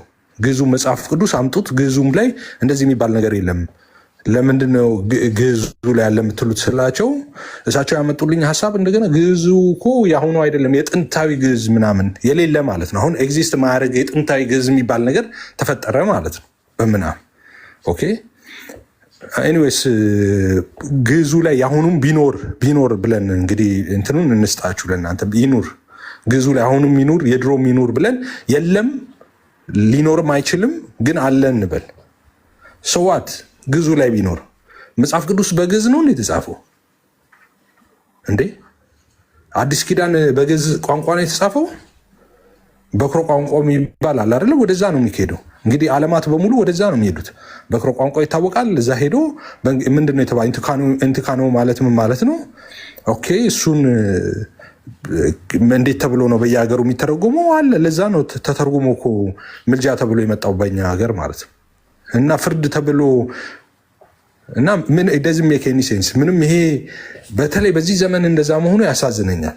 ናውዴስ እንደ ድሮ ሞኝ የለም። አሁን ሃይማኖት ዝም ብሎ አሁን በተለይ የሚወለዱ ልጆች ዝም ብለ እና ነጠላ ለብሰ ከኔ ጋር ምናምንና ዝም ብለ ዘምር ብትለው አይ ዶንት ቲንክ እንደ በፊቱ ዝም ብሎ ሚስት ከተል አይደለም። ኖ ለማን ነው የምዘምረው ይላል። አይ እንደዚህ ምናምን ስትለው አታይም እንደ እናንተ ኦርቶዶክሳውያን ወጣቶቹ ራሱ እኮ ቸርች ፋዘርስ በዚህ ጉዳይ ምን ብለዋል ማለት ጀምረዋል። ኦኬ ቤተክርስቲያን አባቶች እንዳላሉም ስለዚህ እና አልቀበልም ማለት ጀምረዋል። ዱ ዩ ቲንክ ታዲያ ህፃናት ይቀበለዋል? ወደፊት የሚመጡ ህፃናት ይቀበለዋል? ኖ ማን አስተካክለ ወደ መስመር ማታስገባ ከሆነ እንዳልኩ ነው። አውሮፓና አሜሪካ ላይ እንደዚህ ለፓሪ ቤትና ለምናምን እንደሚከራዩ እንደሚሸጡ እንትኖች ወደዛ ነው የሚቀየረው መቅደሱ ማለት ነው። አሁን እኔ ምኖርበት ታውቃላችሁ አይደል? እንግሊዝ የምትኖሩ ሰዎች ታውቃላችሁ። እንግሊዝ ሀገር እንደምታውቁት ትንሽ ሀገር ነው እንግሊዝ ማለት ነው። እና ቤቶቹም ትንንሾች ናቸው እንደምታዩት። መንገዱም ትንሽ ነው እንደ ፊልም ላይ እንደምታዩት። ድሮ ይሄ ለጋሪ ምናምን እንትን ተሰራ የነበረ ምናምን ነው። መንገዱ ራሱ ትንንሽ ናቸው፣ ቤቶቹ ትንንሾች ናቸው፣ መንገዱ ትንሽ ነው፣ እንደዛ ማለት ነው። what about the church? ቸርቾቹን ብታዩ በጣም ነው የምትደነግጡት። ምናልባት እዚህ ያላችሁ ታውቃላችሁ። ጫፍ አስፋልት ዳር ላይ ነው ያሉት ቸርቾቹ፣ አስፋልት ዳር ሁሉም ያሉት እና የያዙት መሬት ትልቀቱ ያስደነግጣቸዋል። እና ምንም አይነት ተቋም የለም የቸርችን አይነት ሰፊ ቦታ የያዘ ምንም አይነት ተቋም አታገኙም። እንግሊዝ ላይ በጣም ግዙፍ መሬት ነው የያዙት። የተሰሩበት አርክቴክቸር በጣም እንዴት እንደሚያስደንቅ አጠይቁኝ። በጣም በቃ የሚያስደንቅ አይነት የስነ ህንፃ ውበት ነው ያላቸው። ኦራይት ቦታ ደግሞ ብትሄዱ በጣም የሚያስቃችሁ እኔ ካለሁበት አሁን እኔ እዚህ ካለሁበት ቦታ እኔ አሁን ቢሮ ነኝ ያለሁት እና ዙሪያ ላይ እኔ ሴንስ ላይክ 2 ደቂቃ ምናምን በእግሬ ወክ ሳደርግ ማገኛቸው ወደ 6 ቸርቾች አሉ። ኦኬ በአራቱም ዳይሬክሽን ማለት ነው። አይሴ 2 ሚኒት 2 ደቂቃ ወክ ባደርግ 6 ቸርቾች ወይ 7 ቸርቾች አሉ በዙሪያ በሙሉ ማለት ነው። አሁን ካለሁበት ማለት ነው። ለንደን እንደዚህ ነው። በቃ 2 ደቂቃ ተራመዳችሁ 5 ደቂቃም ተራመዳችሁ ቸርች ነው ያለው። 5 ደቂቃ ስትራመዱ ቸርች ነው ያለው። አስፓልት ዳር ነው። በጣም ግዙፍ ነው እንዳልኳችሁ። ስነ ህንፃው እንትኑ ምናምን የሚነገር አይደለም። ታውቁታላችሁ ፊልም ላይ ምናምን። ኦኬ ገስዋት ማንም የለበትም። አብዛኞቹ ተሽጠዋል ለተለያዩ ድርጅቶች። ያልተሸጡት ደግሞ አሁን ክሪስማስ ደርሳል አይደል? በቃ ክሪስማስ ላይ ይከፈታል። 4-5 በእድሜ የገፉ አረጋውያን እና እናቶች፣ አሮጊቶች፣ ሽማግሌዎች 5-6 ገብተው ሻማ ያበሩበታል። ዳሴት በቃ አንዳንዶቹ ለአፍሪካውያን ምናምን እንደዚህ ቸርቾች ምናምን ይከራያሉ፣ ለተለያዩ ድግሶች ይከራያሉ ምናምን። እንደዛ ናቸው ያልተሸጡት ማለት። አሁን ይሄ ምንድን ነው የሚነግርህ? የሚነግርህ ምንድነው? እንግሊዝ ማለት የሆነ አመት ላይ ማለት በቃ ህዝቡ ሁሉ ቸርች የነበረበት ጊዜ ነበር ማለት ነው። ኦኬ በቃ ህዝቡ ሁሉ ከቤተክርስቲያን የማይወጣበት ዘመን ነበር ማለት ነው። እንግዲህ ይህን ያህል ዲማንድ ኦፍኮርስ ኖሮ ነው እንግዲህ እንደዚህ በየ2 ሜትሩ ላይ በየ2 ደቂቃ እንደዚህ ወክ አድርገህ አንድ እንደዚህ ግዙፍ ቸርች የምታገኝ ከሆነ በዚህ ጠባብ ከተማ በዚህ ትንሽ ከተማ መሬት በጣም ኤክስፔንሲቭ በሆነበት ከተማ እንዲህ ከሆነ በቃ ከሆነ ዓመታት በፊት እኮ ከ50 ሊሆን ይችላል ከ60 ከ100 ዓመት በፊት በቃ ሀገሩ የተጥለቀለቀ ነበር በክርስቲያን ማለት ነው። ሰው ከቸርች የሚወጣ አልነበረም ማለት ነው። አካዳ ምን ሆነ? አሁን ምን ገጠመው? ኦኬ ይሄን ፋይንድ አውት ማድረግ ነው። አየህ አሁን ኢየሱስ ምናምን ስትላቸው እዚህ ሀገር አሁን ትንንሾቹን ልጆች ኢየሱስ ምናምን ስትላቸው አንዳንዶቹ ስለምን እያወራህም እንደሆነ አያውቁም። ምናልባት ስለ አርሴናሉ አጥቂ ምናምን የምታወራ ነው የሚመስላቸው እንጂ ጂሰስ ምናምን ስትል ማን ነው ምናምን ነው የሚሉ። ትልቆቹም መጽሐፍ ቅዱስ እንደዚህ አብ ወልድ ምናምን ብትላቸው ምንድነው የምትለው ነው የሚሉ። ወጣቶቹ ብዙዎቹ አያውቁም፣ እንደውም ጨርሶ አምኑም ሳይሆን ማመን እኮ ሌላ ነው። ማወቅም ብዙዎቹ አያውቁም። እንደውም ዝም ብለው ክርስቲያኖች የሆነ የሚሉት ነገር አላቸው ምናምን ይለዋል። ምንድን አንተ ብትለው እናቴ ክርስቲያን ነች አባቴ ካቶሊክ ነው ምናምን ይላል። አንተስ ብትለው ምንም እምነት የለውም። በቃ ዝም ብሎ የሚኖር ሰው እና እንደዛ ነው። እኔ አሁን የሚታየኝ ቶሎ ብሎ ራስን ማደስ ካልተቻለ፣ ወደዛ ወደ እውነተኛው ነገር መመለስ ካልተቻለ በጣም ክሪቲካል ሆነዋል። ትንንሽ ልጆች ይመጡና ይጠይቀዋል። ይሄ ምንድን ነው ይለዋል። አይ ዝም ብለህ ምናምን በቃ እንትን በል ምናምን አይሰማም። እንደዛም ይሆን አይመስለኝ። ሰው ቶሎ መታደስ ነው የሚጠቅመው፣ ቶሎ መታደስ ነው። እንደ እግዚአብሔር ቃል ቶሎ ራስን ፈትሾ ማስተካከል ነው። በዛ መንገድ ክርስትናን ማስቀጠል ይቻላል ማለት ነው። ኦብቪየስ ነው ክርስትና ማይቀጥል አይደለም ጌታ ኢየሱስ እስኪመጣ ድረስ። ግን ቢያንስ ቀጣዩ ትውልድ ይህን መንፈሳዊ እውነት ቢያንስ እኛ የሆነ ነገር የተሻለ ነገር ባንሰጠው ቢያንስ የነበረውን እውነት አስጠብቆ ማስተላለፍ ራሱ በጣም ትልቅ ነገር ነው። እኛ አሁን እዚህ የተጠቀምነው ከኛ በፊት የነበሩት የሆነ ቦታ ላይ ትክክል አይደለም ብለው ተቃውመው ምናምን በቃ ሪፎርም አድርገው የመጀመሪያ የነበረውን ነገር ይዘው ስለመጡ ነው አይደል ሪፎርመሮች የምንላቸው። አለበለዚያ እኮ እነሱ ሉተር ዝም ቢሉ ኖሮ ዛሬ በቃ ዛኔ ካርኒ የሚሸጠው ሰው መንግስተ ሰማይ እንዲገባ ዛሬ ምን ይደረግ ነበረ? ሌላ ነገር ነበር የሚሆነው። እንግዲህ መንግስተ ሰማይ ለመግባት ሰው የሆነ ተቃውሞ አምፀው እነሱ ወደ ቀድሞ መመለስ አለብን ባክ ቱ ዘ ኦሪጂን ብለው አሁን የመጣንበት ላይ መጡ። እንግዲህ አሁን ደግሞ በእኛ ዘመን ላይ የሆነ ኖ ትክክል አይደለም እነዚህ ነገሮች ማለት ካልቻልን በቃ በጣም ፍሬን የበጠሰ መኪና አይነት ነገር ነው። በቃ እድሜ እንደውም ለወንጌላውያን እንደው ወንጌላውያንን ጌታ ኢየሱስ ይባርካቸው እንጂ ወንጌላውያን ባይኖሩ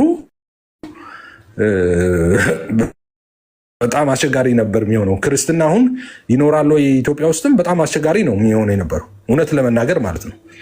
ወንጌላውያን ባይኖሩ እንዴ ፍሬን የበጠሰ መኪና ማለት እኮ ነው እንዴ። መርቆሪዎስ ሰማይና ምድርን ፈጠረ እስክትል ድረስ ደርሳል። ከዛ በኋላ ምን ሊሆን ነው? ምን ሊፈጠር ይችላል? በቃ የመጨረሻውን ሆነ የደረሰው። አይ እንደሱ አይደለም እያለ እየተቃወመ አይ ቆይ ይሄ ነገር እስቲ ተብሎ ፍሬን ለመያዝ እየተሞከረ ነው እንጂ እኮ ባይኖር ወንጌላዊ እስቲ እንጠያይቅ መጽሐፉ ይገለጥ ባይል ኖሮ ኢየሱስ ጌታ ነው። ያው ሰው እዚሁ ቲክቶክ ለሚያገለግለው ያ ዲያቆን እንዳለው ነው። እናንተ እኔ እግዚአብሔሮች ናቸው፣ እናንተ እግዚአብሔር ነኝ እንደተባለ አሁን መንገድ ላይ ስንሄድ ሁሉ እኔ እግዚአብሔር እንዴት አደርክ ምናምን ተብሎ መስገድ ምናምን ይጀመር ነበር፣ እርስ በርስ ማለት ነው። እንደዛ ነበረ እንዴ እኔ ታቦት ምናምን መባባል ሁሉ ይጀመር ነበር። ፍሬን ያስያዝነው ጌታ ይባረክ የአባቶቻችን ናቸው።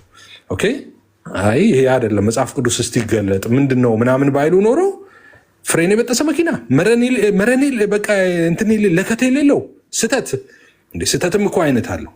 ስተት ብርሃን ጨረቃ ምናምን ፈጠረች ምናምን ማርያም እየተባለ እንዴ እንዴ እንዴ ፍሬን የበጠሰ እኮ ማለት ነው። ወንጌላውያን ባይደርሱለት ክርስትናውን በቃ ሌላ ነው እንዳልኳችሁ ነው። እንዴት አደርክ እግዚአብሔር ምናምን እየተባባሉ ሰዎች እዛ የሚሰጋገዱባት ምናምን ሀገር ነበር የምትሆነው ማለት ነው። እና ይሄ ነገር በጣም አስፈላጊ ነው። አንዳንዴ ይሄንንም ውለታ መርሳት እንትን ጥሩ ግፍ አይደለም። አይሚን ግፍ ነው ጥሩ አይደለም ማለት ነው። ታንኪዩ አስችዬ ተባረክ። ረጅም ያስክ ፍሬን የበጠሰ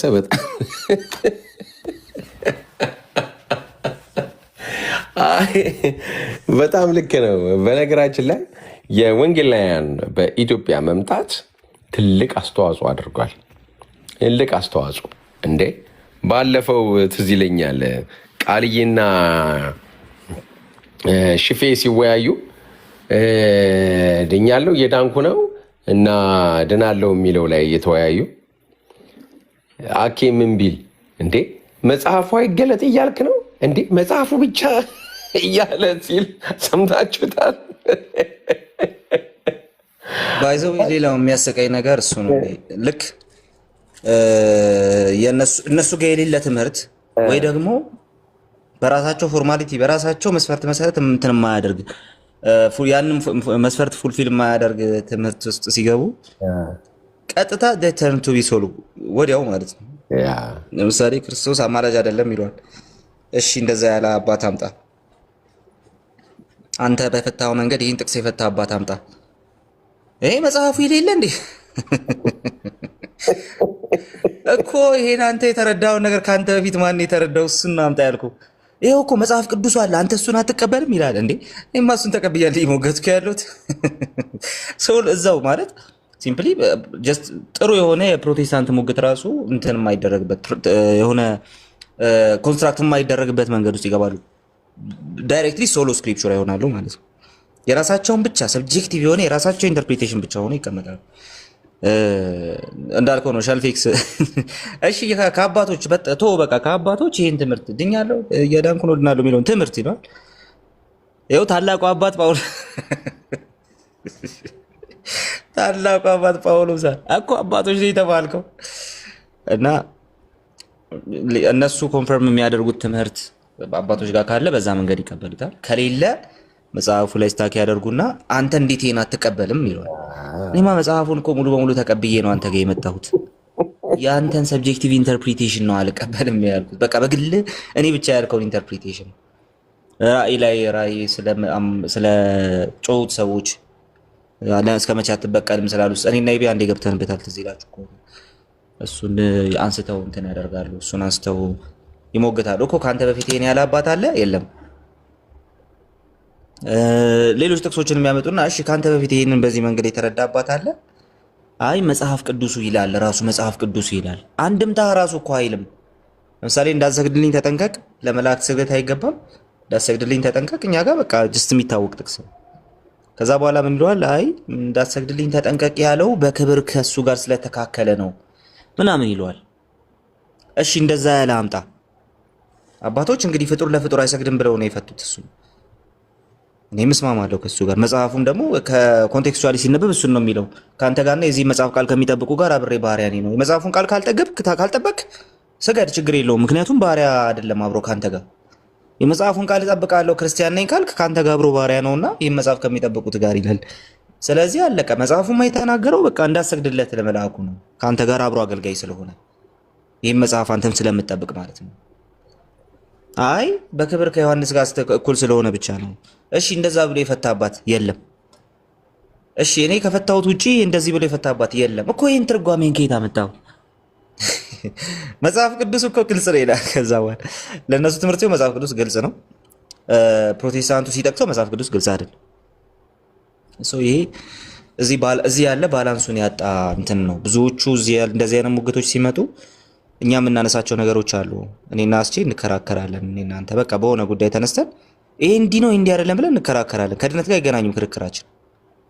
ይሄ ድሮ የምናውቀው ነገር ነው እና የሆነ የማይሆን ሙግት የሆነ ዝም ብሎ ጉንጭ አልፋ ሙግት ቸርች ውስጥ ከተነሳ የሚባል ነገር አለ። ኢየሱስ አብ ነው ይናፍቃል። ይሄ እኮ ከድነት ጋር አይገናኝም። ምንድነው እዚህ ጋር የሚያጨቃጨቀ በዚህ ጉዳይ ላይ ትባላለህ? ኦኬ ምንድነው የሚያጨቃጭቀ? በቃ ከድነት ጋር አይገናኝም ትባላለህ። በቃ ክርክሩ መጨረሻ ላይ በጣም ጉንጭ አልፋ ከሆነ ከድነት ጋር የሚገናኝ አይደለም። ምንድነው ይሄን ያህል ጊዜ የምትፈጅበት ትባላለህ። እዚህ አዶፕት ተደርጓል እሱ። ከድነት ጋር አይገናኝም፣ ይሄ ዶግማ አይደለም ትባላለህ ማለት ነው። ዶግማ ያልሆነ አንተ ዶግማ አይደለም የምትለውን ነገር ይዘን እንምጣና አንቀበልም፣ ይሄ መጽሐፍ ቅዱስ አይደለም እንበልና ኦርቶዶክስ መሆን እንችላለን፣ መቀጠል እንችላለን። አንተ ቤተክርስቲያን አንቀጥልም። ታዲያ እንዴ ስለ ፍትሐት ትላንት ስናወራ ነበር ከትላንት ወዲህ።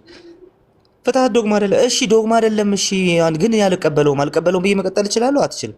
እሺ ከቤተ ክርስቲያን ውጪ ድነት አለ? የለም እኮ። ከቤተ ክርስቲያን ወጣው እኮ ዶግማ ባልሆነ ነገር በቃ ድነት የለም። ዜርፎር ድነት የለም። ቻው።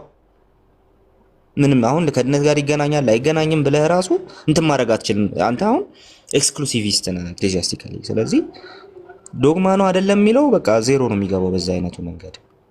ግን ምንድነው አሁን እዚህ ዳዊት ለመጀመሪያ ጊዜ የሳኦልን ልብስ እንደሞከረው ነው። የነሱ ያልሆነ ልብስ ነው። አንዳንዱ ሙግት የነሱ ያልሆነ ልብስ ነው። መጽሐፉ እንዲህ ይላል፣ የነሱ ልብስ አይደለም። ኦሬዲ እኛ እነሱ ከመጽሐፉ በኋላ ብዙ የሚሰሙት አውቶሪቲ አለ። እኛ እነዛን አውቶሪቲ አንሰማም፣ እንሰማለን።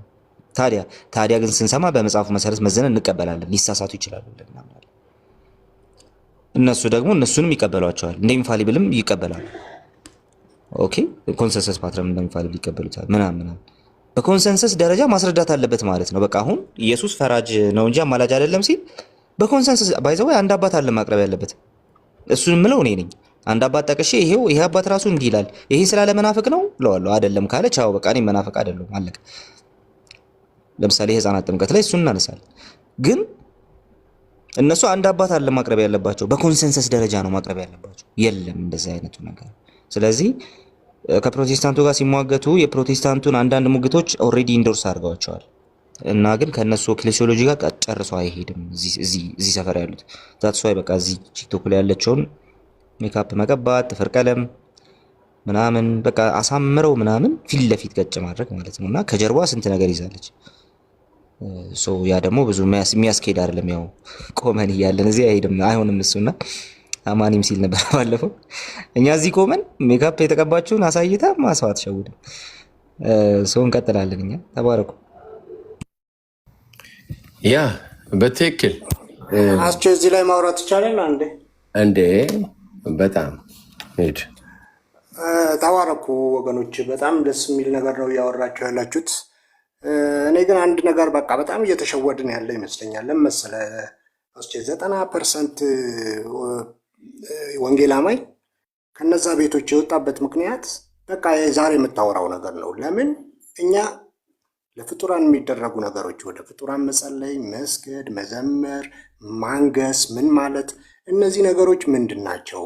ከእግዚአብሔር ክብር ጋር ተገናኙብን እባካችሁ ብሎ ነው በሙሉ የወጣው። አሁን ግን ያንን ጩኸት ያንን የሰውን እንትን ተቀምቶ ጭራሽ እንዳይነሳ ከዚህ ዲቤት እንኳን ከዛሬው ውይይት ተመልከት። አንድ ሰው አይገባም፣ በብልጠት ማለት ነው አይገቡም። እንደዚህ አይነት መሰረታዊ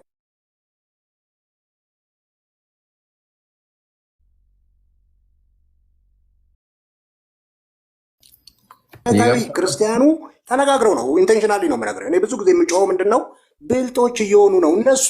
እንደዚህ አይነት ሀሳብ ላይ አይገቡም፣ ጭራሽ አይወያዩም።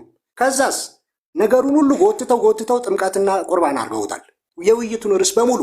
ስለዚህ ወንጌላውያን በጣም የምነግራችሁ ነገር ብልጠት እየተጠቀሙባችሁ ነው። የትም ስትገቡ የወንጌላውያን ጥያቄ ከፍጡራኑ ከቅዱሳኑ ጋር የተገናኘ ነው። ሌላ ጥያቄ የለንም። ሌላ ጥያቄ አታንሱብን። ለምንድነው ከእግዚአብሔር ውጭ ወደ ፍጡራን የሚጸለየው? ከየት የመጣ ነው? የእነዚህን ከፍጡራኑ ጋር የተያያዙ ነገሮች በአመት 365 ቀን የሚደረጉ ነገሮች ከቀረ ብዙ ወንጌላዊ ወደ እናንተ ሊመጣ ይችላል። ችግር የለውም። ዋናው ጥያቄያችን እሱ ነው። አሁን እነሱ ደግሞ ዋናው ጥያቄ እሱ አይደለም ብለው ጎትተው ሁለት ርዕስ ላይ ያደርጉታል።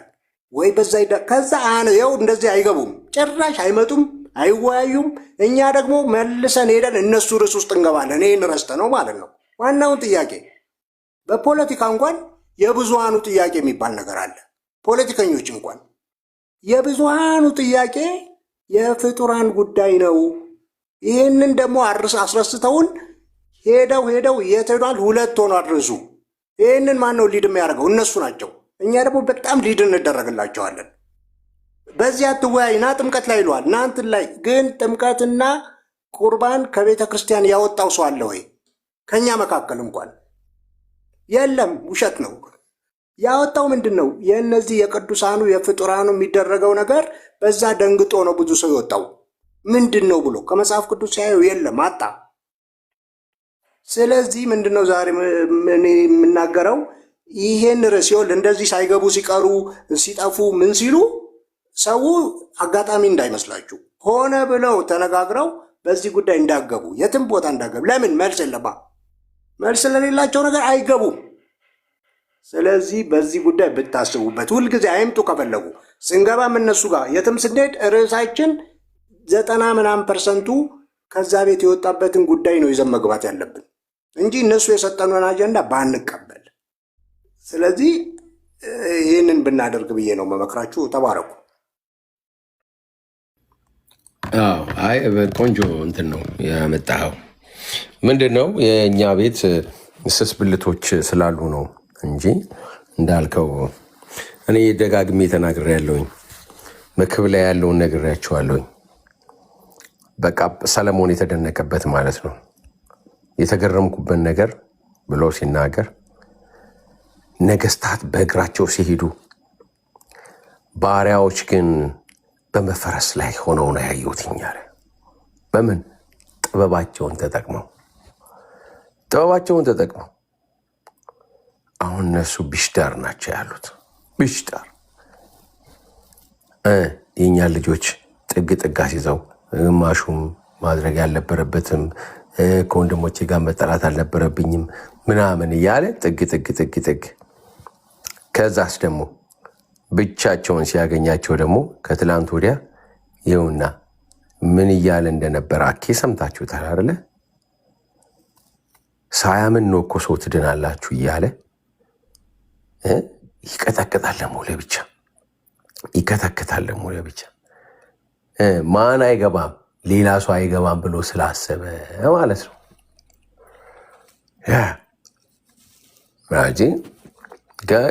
ለእኛ ትምህርት ነው ስንናገር ነበረ። ይሄ እንዳይሆን ኤፊ የሆነ ነገር ጽፈ ነበረ ተሳስቻለሁ። በሌላ ተርጉም እንዳይሆን እኔ አውቀዋለሁ። እኔ መጀመሪያ ድሮ ስናገር ነበር ይሄንን ማለት ነው። እና የሶስት በሬዋ ምሳሌ ብዬ ተናግሬ ነበር። ባይገርምህ እንደዚህ ፖስት ካረኩ በኋላ የሆነ ሰው ላከልኝ ቪዲዮን ማለት ነው። የዛሬ 6 ወር ምናምን ቪዲዮ ነው። እና እንደዛ ስል የነበረበትን ማለት ነው። እና ኤግዛክትሊ እሱ ነው የሚሆነው። የላሞቹን ተረት ታውቃለህ አይደለ? ያ አንተ እኮ ምናምን እያሉ አፕሪሼት እያደረገው ቀስ በቀስ ጅቡ የለጠለው ማለት ነው። እና ልክ እንደዛ ነው የሆነው የነበረው ማለት ነው። እና ይሄ እንደሚሆን ኦብቪየስ ነው፣ ይታወቃል።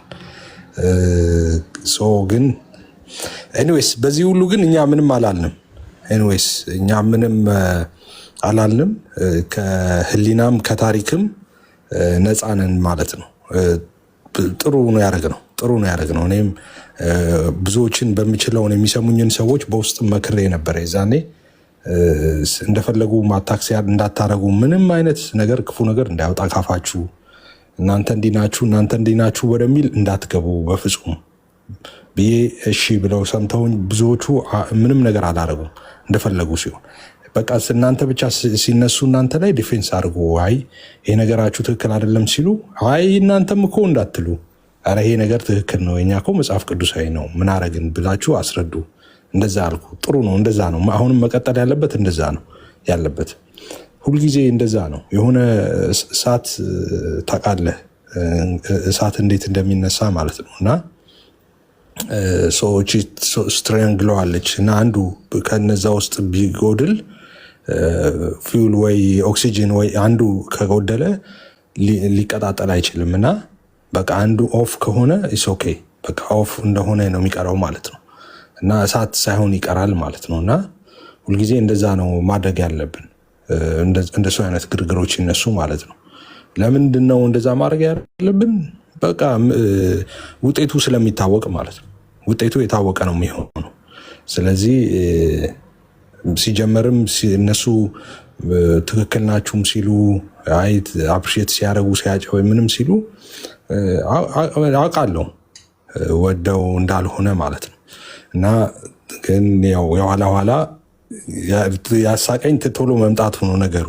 ገና ተናግረን ሳንጨርስ ነገሩ ወደ እንትን መምጣቱ ነው ያሳሰበን ማለት ነው። ኤኒዌይስ ግን ዊጉድ ጥሩ ነው ያለ ነው። እግዚአብሔር እንኳን ረዳን እና ጥሩ ነው። እና እንደሱ አይነት እንደሱም ስለሆነ ነው አይ ቲንክ ነገሮቹም የቀዘቀዘው። እና የኛም ልጆች እንደዛ ነው። ይሄ ነገር የሚለው ሰው ካገኛችሁ በእኛ ቤት ማሊያ የሚጫወት ሰው ከእሱ ጋር እንዳትታገሉ። በቃ ዝም ዞር ማለት ነው። ዞር ብላችሁ የራሳችሁን ብቻ ስሩ። እናንተ ላይ ያልሆነ ሚስር ፕሬዘንት ብትደረጉ ትምህርታችሁ ላይ የሆነ ነገር ቢሆን እሱን መልስ ስጡ። አይ ይሄኛው ነገር እንዲህ ነው በሉ እንጂ አንተ ምናምን ብላችሁ የተፈለገው እሱ ነው። እና ይሄን ጊዜ ጋር ቢ ስማርት በቃ እንትን ስትሉ ማለት ነው።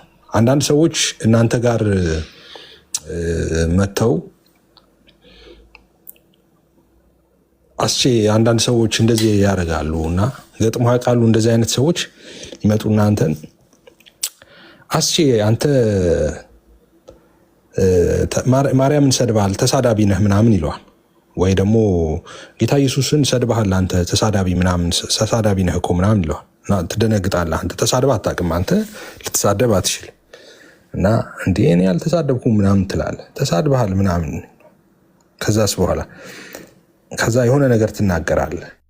እንዴት ተሳድባል ትሉኛላችሁ ምናምን እናንተ ትልና የሆነ ነገር ስትናገር ይኸው እንትን አለን ይሉና የመጀመሪያዋን ክስ ይተዋታል። እና ይኸው እንትን አለን ይለዋል። አሁን እንትን አለ ለሚለው ማስረጃ አላቸው፣ አየህ። ለመጀመሪያው ግን ማስረጃ የላቸው። እና እንትን አለ የሁለተኛውን ነገር ነው ፈልገው አንተ ጋር የመጡት።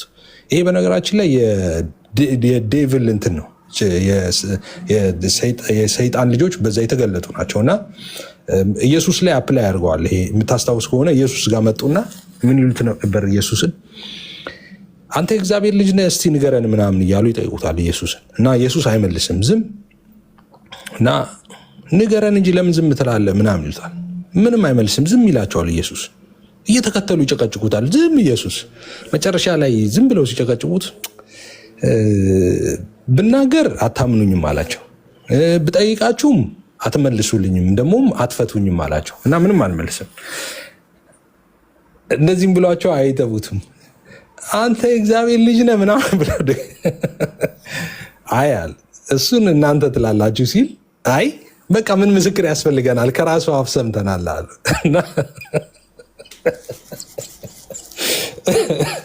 እና የሆነ ነገር ይፈልጋል ከአንተ እና ብዙ ሰው ትራፕ ውስጥ የሚገባው በዚህ ነው። በጣም ብዙ ሰዎች ዲሲቭ ሆነዋል በዚህ ማለት ነው። ይመጡና ያላልከውን ብልሃል ይለዋል ወይ ያልሆንከውን ሆነሃል ይለዋል። ኧረ አይደለም ምናምን ትልና ከዛ በስጨት ብለህ የሆነ ነገር ትናገራለህ። በቃ የሚፈልገው ያ ነገር ነው። የሆነ ነገር የተናገርከው በስጨት ብለህ የመጀመሪያው አሻራ አይደለም አዋራ ነው። ያላልከውን ነው ያሉት፣ ማስረጃ አይቀርቡበትም። ግን ሁለተኛዋ ነገር ተፈልጋ ነው እና እንደሱ አይነት ነገር ሲመጣ እንደ ኢየሱስ ይሻላል። በቃ ዝም ነው።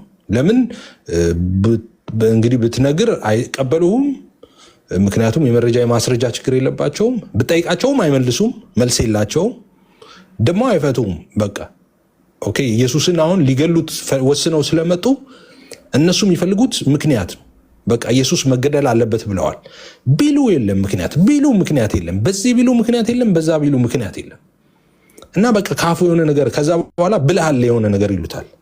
ገብተዋል። አሁን አላለም እኮ ቢል እኮ ይከሱታል፣ ያስገድሉት ነበር እኮ አላለም እኮ ብልሃል ዝም። እሱ መጨረሻ ላይ እንዲህ እናንተ ትላላችሁ ሲላቸው ይኸው ብለዋል አሉ።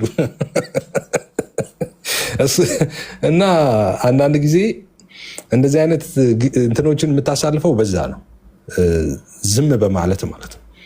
ዝም በማለት ባለመበሳጨትና ለዛ ሪስፖንድ ባለማድረግ ማለት ነው። እና ሁላችንም ታሪክ አለን። እያንዳንዱ የዛሬ ታሪክህ ሪከርድድ ነው።